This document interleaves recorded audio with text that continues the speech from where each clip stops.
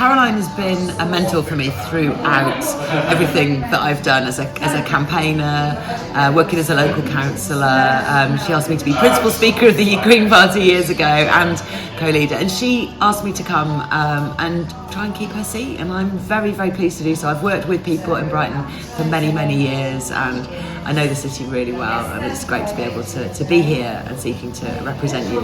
We are not taking any vote for granted. We know we've got loads of work to do to make sure that this seat stays green, and I'm really keen to answer any questions people have about the work that I would do.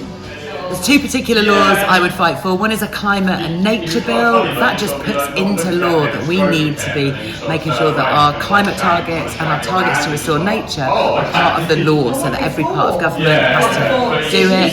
The other big bill is the Green New Deal bill, working with Green New Deal Rising, who are a fantastic youth-led organisation. Calling for a bill. I am absolutely going to be introducing that as soon as possible, working with the other champions that they've got going into Parliament, from Labour, from other parties, independents as well. It's going to be a really exciting time. Education, higher education, lifelong education, giving everyone the option to study and learn for its own sake, not just for a career, is something the Greens believe absolutely passionately in. It's so upsetting to see the government hitting out at university courses and telling students that they actually just need to get to work. I think it's just so important people are free to learn, to become what they can be. I think everyone has the chance to thrive as a human right, and we should be supporting that.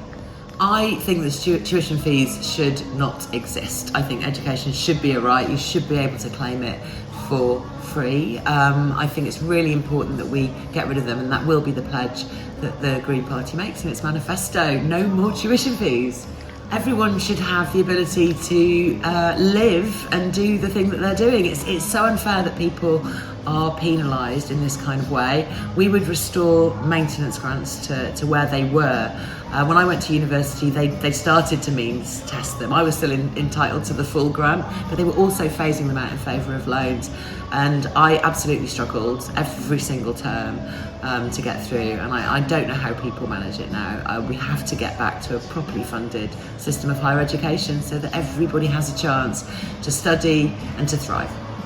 We do need, in local areas, a better system of landlord registration and making sure that there are good standards kept to and people are not surprised by extra fees, because once you're signed in, you're a bit of a captive audience, and it's really exploitative of people who can afford it the least and have least resources to fight it.